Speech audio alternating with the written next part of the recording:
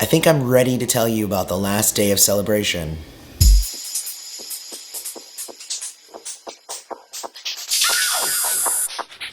Hey everybody, welcome back to Prince's Friend, exploring music through Prince. I took a day off. Monday was a really rough day for me. I flew home and crashed. And then I woke up briefly, my wife gave me some dinner, and then I crashed again. I didn't even overdo it, but my body was just like, is it done? Is it done? Did we finish? Oh, okay. We can sleep now. But now I have to backtrack. I'm awake. My voice is a little bit better than it was while I was there in celebration. And I'm ready to go ahead and tell you guys about my last day, that Sunday in Celebration 2019. And it was a doozy. It was a really good day. So the very first thing that happens is I wake up. Stone comes and gets me because I have to check out of the hotel. All right, and he says, cool, I'm going to take you to your breakfast. Now, the thing is that I had kind of come up with the idea of doing a really fun kind of breakfast between me and anybody else that's kind of in the content creation stratosphere in the Prince community. So that's bloggers, other YouTubers, and whatnot. Not everybody who said they were going to be able to come was able to come, but even then, we still had a really good number of people there at the breakfast. Of course, I was late to the breakfast, and the reason for that is, I think, only something that the future will be able to explain. And it was a beautiful moment where me and Stone were kind of talking just about what the future might hold and some things that we might be wanting to do coming into the future, and some different things that we can do to think beyond just YouTube as a platform, but also utilizing YouTube in the process. And what ended up happening with that and why we were late was we got on the road that we needed to be on to go to Perkins. We just kept driving for about 35 minutes, and we were just like, we were both sitting in the car and we're like, whoa, that is an amazing idea. Where the hell are we? So we had to like turn back around and find where we were, and then I went and ate breakfast, and it was really cool. Michael Dean, Darlene Nisi, Sean McPherson. Those are my three friends, and I told the joke at the breakfast because everybody was just like, "You late to your own thing, you organized," and I was like, "Well, it was my initial idea." But also, I kind of tagged in Ganesa as a co-host because I realized it was a good idea, but I only knew a handful of people, and she knew everybody. So I invited like 6 people, and she invited like close to like 50 people. And it was cool because we ended up with a pretty good turnout of, I think, somewhere around 15, 16 people, because, most of the people that we invited, some of them weren't coming to Celebration. So just to have that many people there, and we all kind of shared some of our mutual challenges and some of the great stories that just come from being this kind of part of the community. And it's an interesting conversation to be had, and I'm so glad that we were able to have it. I spent a lot of time talking to D'Angela Huff. You would know her as the organizer of the Batman symposiums, and Clint from All the Critics Love You in New York. The three of us ended up staying after everybody else left, and we had a long discussion about stuff I probably shouldn't talk about. So, so moving on. At that point, it was really cool. My friends Nick and Wen came and got me, and we went and saw Avengers Endgame. And I'm not going to review that here, but I just want to say, like, oh my gosh, this is a damn good movie.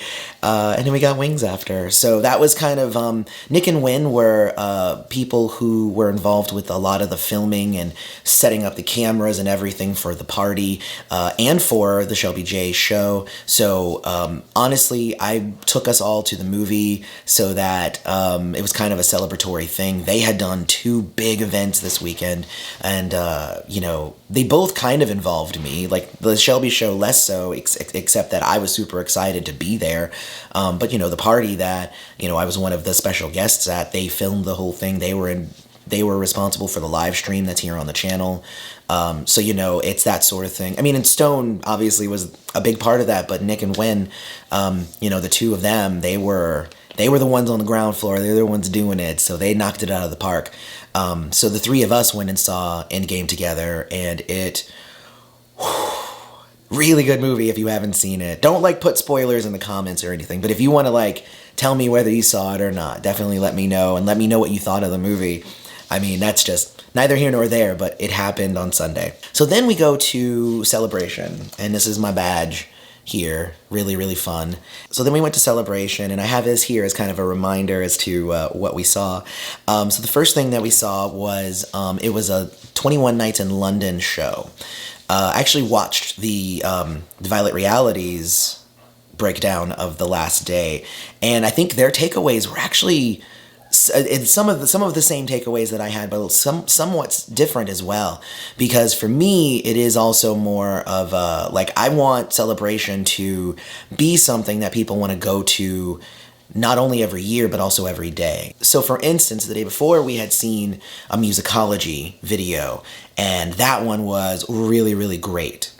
But when we saw this, 21 Nights in London, I noticed that the first half of the video was the same as the first half of the other video, and not like the same in terms of the same video, but Prince didn't change up the first part of like the set list, and probably because he found out that it's a really great way to start a concert, all of those songs kind of strung together. I mean, it was still electric to see him do them, but then I was also like, it just seemed weird to put those two concerts back to back and have us watch, you know, or maybe they weren't back to back, but it was very fresh in my mind, the musicology one. The musicology could have been on Friday, but either way, I might have picked maybe two absolutely different concert sets as opposed to ones that were pretty similar. Now, the second half of both of those concerts were very different from each other.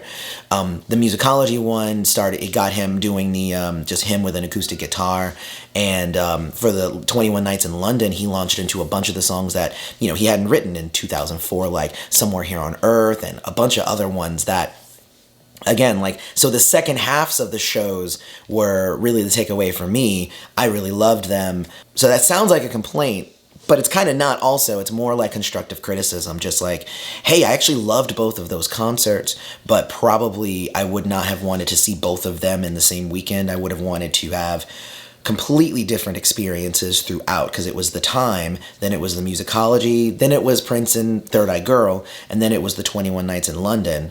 So if that fourth one had been completely different than the Third Eye Girl, 21 Nights in London, the time, then I wouldn't have even noticed any of that. But since the first half of it was so similar to the second one that we saw, you know, it's just a little, whatever, I'll stop. Then we went to the second part of the museum. Not much changed. They had a couple of extra like display cases that were like, there's the artificial age kind of tribute thing there. And the editing bay was just, they showed us the same video that they showed us last year. But the part where we're walking around in the atrium, that one was fun. Because for me, I didn't get the chills, I didn't cry, I didn't get that this year, which is good. I didn't wanna. Like, I think I did my crying last year, but this time, I think the best part was that I got to interact with those people who hadn't been there in previous years. So they had a lot of questions, and they were like looking at things, and a lot of them were getting emotional.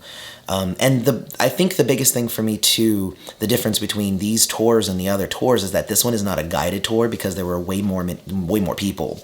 There was the guide, and she told us some stuff about the atrium and all that stuff, and then it was another time where it was like, all right, so go go putz around and look around for, an hour and a half. I actually took that opportunity to look at the platinums, the silvers, the the gold albums, and really weird about like the setup, because they had like the platinum one for the Times album on this wall over here, and they had the gold one like across the room, and I was like, that just seems like weird arrangement. It seems like they should have put those together. I don't know, that was me. I also took that time, because I knew that the day was winding down. I took that time to kind of say bye to some of the tour guides that I may have not seen again. I want to thank a few of them. I want to thank Ava. I want to thank Josh. I want to thank Beth, Tammy, as always, Tommy and Tammy, both like back to back, whatever. Tanya was a star. Nancy was really cool. Karen, I got to meet Karen. Three Karens I got to meet. So, I mean, I just want to say thank you to all of you guys, because you guys are all like amazing. And honestly, you guys make you make the experience more enjoyable just because of how pleasant and how engaging you all are. Like, yes, I know you guys are there to make sure, people don't touch stuff they're not supposed to, make sure anybody's stealing nothing, and at the same time, you do it with a smile and you do it with such grace. So as somebody who has gone there now twice, I appreciate that a lot. And even though the museum itself wasn't that different, I did enjoy it from that aspect. So anyway, then we go back to the soundstage and we have an interview with the Revolution. And this one was an interesting one, and it kind of goes back to some of the interviews and stuff that I had kind of covered in some of my other videos, is that Wendy likes to talk a lot. And that's not a bad thing. I talk a lot too. Wendy likes to talk a lot, and Bobby Z likes to talk a lot. And Matt, I think, is better at interjecting than the other people, but I think Lisa got entirely talked over, and Brown Mark had a couple of moments where Brown Mark was there to add levity, I think, because I think the rest of them were very serious, but Brown Mark was like, and I tried to have a social life, but Prince wouldn't let me, and everybody would laugh. I think that they kind of they spoke for themselves pretty well. I mean, they were like, I think that Prince got loyalty. I think he got a scrappy band out of us. And I think they hit the nail on the head with some of the commentary that they gave on how their relationship was different to Prince's. Because they were like equals. They were like, yes, it was Prince and the Revolution, but they were all like, if they hit big, Prince would come to them and be like, oh my God, I can't believe this is happening. And they'd be like, I know, it's crazy. But like in later years, it would hit big, and then it would be like, yes, I did this, Prince was very much Prince later on, but in the early days, it was Prince and the Revolution, and they were like that family. So like, I get that. I mean, I thought that was actually that was a really good way to kind of say that. And I'm paraphrasing. That is not the words they used, but that's what I got from it. But I actually really dug that. That actually made a lot of sense to me. And it made me kind of understand their relationship to Prince a little bit more, which I think was lacking on my part. So kudos to the panel. I thought it was really good. One thing that Wendy did say as well was that that when Prince died, he gave us all to each other. And I thought that was a great sentiment. Because that's how I feel. That's definitely how I feel. Like the rest of the stuff, it's like, I may not agree with it, but like that one I do agree. I feel like that's where a lot of this goes. We're all here for each other now because he's no longer here. As much as I had people coming over to me and telling me, I love what you do and everything, like, you guys are here for me, like, I've had so many great conversations about Prince, and I've learned so much about Prince from you all. So yeah, so I think that the Revolution panel was really, really good. I think I understand the Revolution just a little bit more than I did before. So I really, really dug it. I wish maybe we would have been able to hear a little bit more from the rest of the members of the band. But again, I know what it's like to be that person who kind of overtakes a conversation. And I apologize to anybody that I do that to. I do talk a lot. I mean, some people just do that. So after that was the meal break. So we go to the tent. This was the last time that we go to the tent, so I made sure to take a picture of me and the love symbol that's in there. I also got to make sure that I got to say, hello and goodbye to a few of the people that I was obviously not going to see again. The other people there at Celebration were so amazing.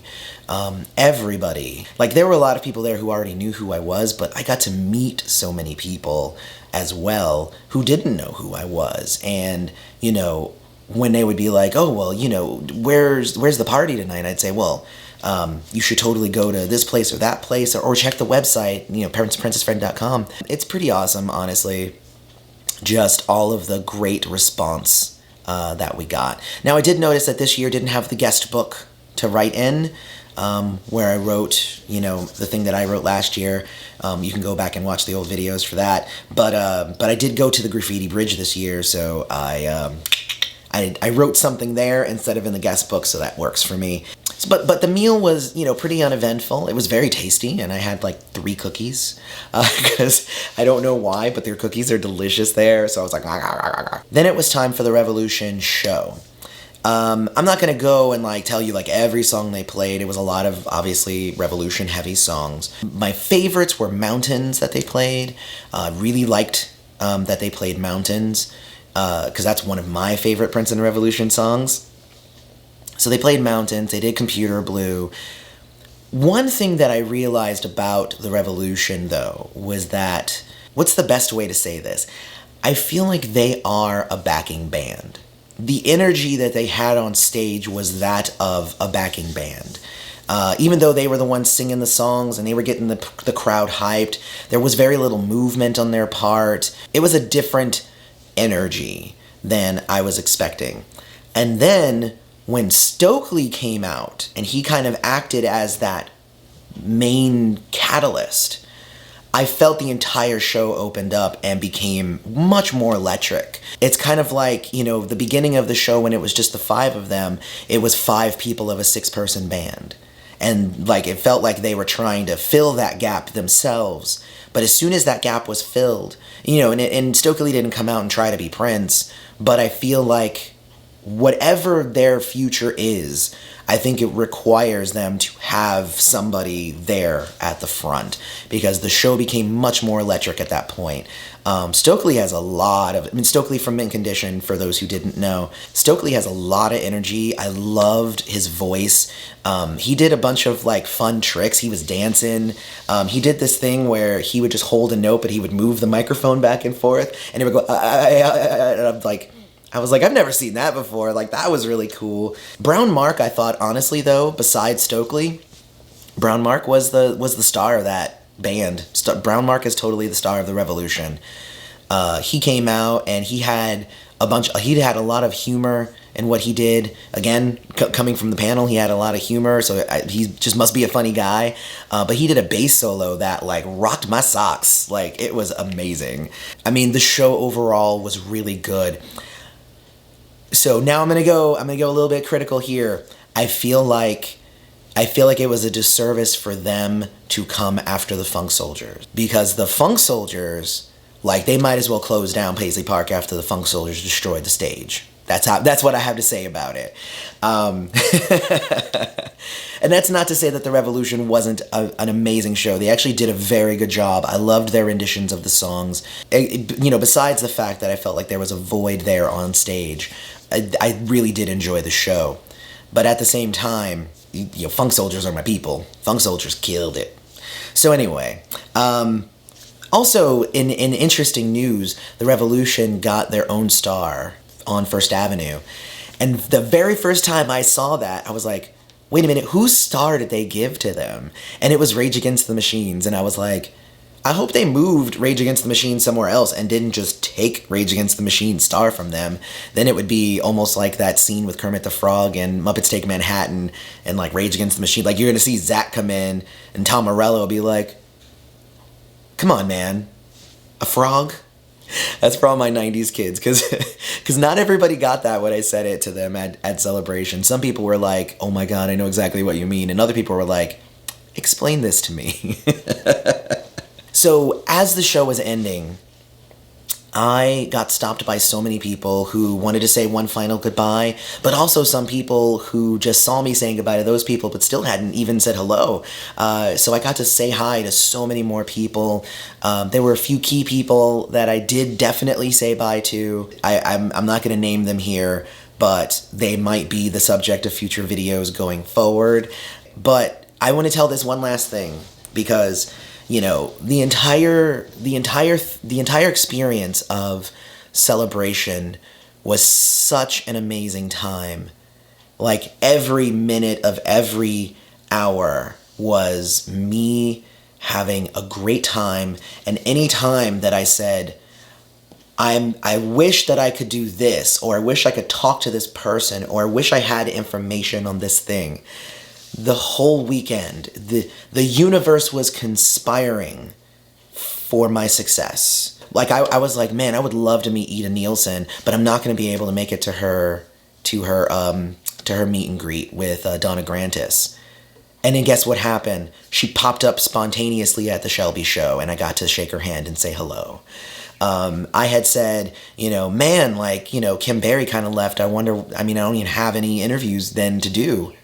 2 interviews popped up in my face. I started thinking about, like, man, are there ways that I could go beyond this YouTube channel? And then I show up and there are people there. There were people with the answers.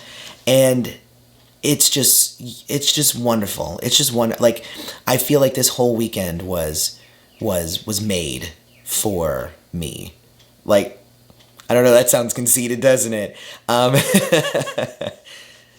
I kind of feel like that because everything just seemed to be like, there was so much love that was flowing through me and out to other people. So there was lots of love in, I'm returning the love, and I feel like the universe, the city, the people, our community, there's something there that if I was low on batteries, which you guys obviously know I was not, like, this has not only recharged any of those batteries, but it has given me a backup generator, I guess is the best way to say it. So the whole weekend was amazing. And then the last person I spoke to as I was leaving Paisley Park, this girl, and I it's weird to say girl, I guess I could say woman, I'm not really sure how old she is. In relation to me, she is much younger, I could tell. She came over to me and she said, "Princess friend, I just want to let you know that your channel means so much to me." And I was like, okay, yeah, tell me more. She says, I was never into Prince growing up. I didn't grow up in a family that had Prince. And I discovered your channel around a year ago. And I listened to your enthusiasm, your positivity, what you thought of Prince, and you got me to start listening to these songs that were different than what everybody else was talking about. And like, if it wasn't for your channel, I wouldn't be in love with Prince, and I'm at Celebration because of you. And like, you don't even know, like, that, obviously I was like, come in, let me get a hug, on that. But also it was like that's the reason, right? Like, that's the reason we're here. That's the reason I'm here. Like, it's not just enough for me to come on and like say, hey, this is what I think of Prince, see you later, to know that there is a palpable difference. And even if it was just her, everybody else who watches me, just think about that. If everybody else who watched me already was into Prince and I had no influence on them at all, but I got one person, I've done my job, Like, she doesn't know, and I feel bad too, because I was so in that moment that I forgot to ask her for her name. So, hopefully you're watching right now, and I want to thank you for sharing that with me. Because like I said, like, that's the reason I do this. This is why I'm here. My job is to get people to understand Prince's works, to hear stuff he had done maybe for the first time, and it's one of those things. It's like, I call us all students of Prince, and there's a reason for that, because, I'm learning so much while I do this. When I jump on and I have enthusiasm about a video that I'm making, I'd say half the time it's because it's something I just found out. And I'm like, you guys have to know this. Because it's so cool. I'm just learning it. You guys have to know it too. That was the perfect capper for Celebration for me, was to be told in not theoretical terms, not just, man, you're doing a good job, keep it up, but in palpable terms. What I'm doing is making a difference and is bringing people closer to Prince's legacy, and bringing people to listen to his music and to understand his messages and the type of person that he was more. If there was ever any doubt, and I have had those moments of doubt, there was a moment there near the tail end of 2018, and I'm tearing up a little. I'm getting a little emotional. I'm gonna finish this quickly so I can get to the last bits. But there was a moment around the end of 2018, and there were a lot of people who were throwing a lot of accusations around at me and throwing a lot of hate at me. And there was a moment where I was like, maybe I should pack it up. Maybe I should just not do this anymore, because I'm not trying to invite a bunch of drama and negativity into my life. I just want to come out here and I just want to share my love of Prince, and I want to know what you guys think of Prince, and I want to share that love. Not only share it out, but I want to know what you guys, think as well. Okay, I'm holding it together. But it's times like these. And I should probably look at the camera. It's times like this. It's moments like Celebration that really, really cement it. It's immense. This was not a fluke. This wasn't a fluke, I made that very first video, and all right, a few minutes has passed between that last bit and now. So I'm going to repeat that a little bit while I'm not kind of on the verge of crying. But no, I made my very first video, and there was just something that took me over. And I don't know if whatever religion you subscribe to, I don't know if it's heaven, I don't know if it's an angel, I don't know if it's, the words of Buddha or the role of sage that Prince took, if you're more from a Confucian side, but like, I feel like there is a spirit here that is connecting me to all of you, and it's pushing me to keep doing what I'm doing. As long as you guys are here, I'm here, and ain't nothing gonna make me stop. Not now. Definitely not now. All those people, all the haters out there, all the people who, want to come at me, you had your shot. You had your shot when I was down. You had your shot when I was feeling down and sad and second-guessing myself. That moment's done. No. It's been proven now. The proof is in the sauce, as you might say. It's there. I ain't about to stop. Ain't about to stop. Anyway, okay. Last bits. And then I went to Bunkers. After Celebration, Bunkers was the place to be. I got to run into Jelly Bean. I had been wanting to see him all weekend. Him, obviously, he was my very first interview. So we have an interesting connection. I got to sit and say hi to him, and we talked for a bit. And I don't know if you know this, but Put Some Jelly on It just won an award. I was like, dude, congratulations on winning your award. I can't wait for the new music and all that. I'm definitely in the Jelly Bean camp, so you'll probably be hearing some more Jelly Bean stuff going forward, because he was telling me some stuff, and I'm gonna help get the word out there, because Jelly Bean is the truth, man. Jelly Bean is awesome. I also got to see the Purple Underground while I was at Bunkers, and Purple Underground, they didn't actually go. Only Lenny went to Celebration, and Micah and P. Ross, they were just kind of around, and just going to various parties and stuff, which was cool because they got to actually go to stuff I didn't get to go to. So they were telling me about the Jerome Ingrid party and the MPG. So that was they were doing stuff I didn't get to do. So I'm hoping they made videos of that. I haven't checked yet, but if they made videos, then I can't wait to watch them. But so there was that. So I got to hang out with them. I got to hang out with Jelly Bean, and then I don't know if you guys remember the story of last year's Celebration, where every time I was coming to a place, Ingrid Chavez was leaving that place. But this time, Stone said, hey, Matt Fink is over there. You should probably go say hi to him. And I was like, you know what? I am going to go say hi to him, because Matt Fink was holding it down during the Revolution show. So I wanted to go tell him, great show. And I did that. I was like, hey, Matt, I just want to let you know, you guys did a great show. I really, really enjoyed myself. And he was like, oh, thank you so much. Now that was the extent of our interaction. I'm weird about going up to celebrities and just engaging directly. I don't know, I'm weird about that. That's why Stone is usually the one that's just like, hey man, I already went and told him you were coming over to say hi. Because I'm kind of I have an introvert-extrovert switch that I have to hit. I have to flick the switch, and then I can, I have to go okay, I'm out here.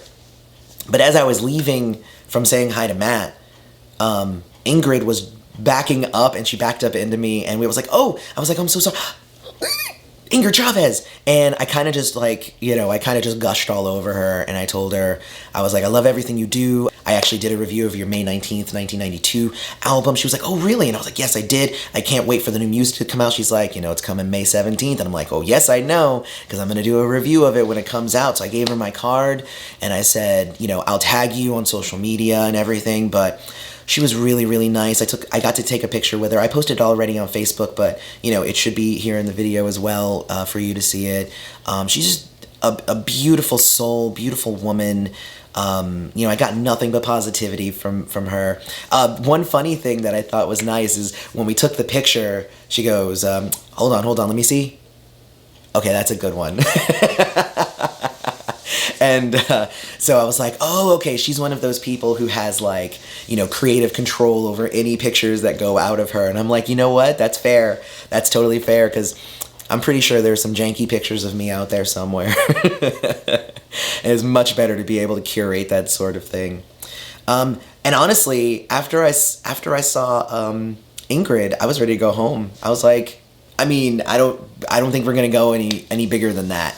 Yeah, so then I went to bed, woke up super early, got on a plane, came home, passed out. So that's the full circle story there. And honestly, like, just Celebration, if you can make it out to Celebration, like, everything that I have shared this week is a fraction of all the stuff that there is to do, and all of the emotions that can flow through, and all of the love that you can experience just going to this wonderful town at a time of this outpouring of emotion. It is, and it's one thing for me to tell you what happened, and it's a whole other thing for you to be there and be in it. So I'm gonna definitely go every year. And I think I've said this in a previous video. I think I said it 2 videos ago. But there's something about this year that was different. This year wasn't necessarily about coming for Prince anymore. Last year I came for Prince, and I cried, and I came to terms with the loss. And this year, though, was way more about all of us. This year was about all of us being together and becoming connected. And it was about the community. It was about the friends. It was about all his friends or fam or whatever you want to say. It was about the people who loved Prince. And almost secondarily about Prince himself. And I kind of like that. Because it's up to us to make sure that all this keeps going. You know what I mean? Oh, man. You know what? I think I'm done. Celebration as a whole was great. I probably will take a week or so to contemplate everything that Celebration was, and then do kind of a gloss over. Here was a review of the whole experience. That video will be coming in a bit. But man, Celebration, man. Hopefully you got to go, and if you did not, I hope I get to see you guys out there again. Oh my God, I forgot to do all of the stuff. This is ridiculous. Don't forget to hit like on this video. Don't forget to hit subscribe. Hit the notifications bell so you make sure that you get all of the videos. And May is going to be a special month, and I will tell you why in tomorrow's video. But I want to say thank you again. Check out the Patreon at patreon.com/princessfriend. You can support the channel directly that way. Helps with expenses like Celebration. But otherwise, may you live to see the dawn. Can't wait to see you in the next video. We ain't going nowhere. Thank you very much. Love you guys.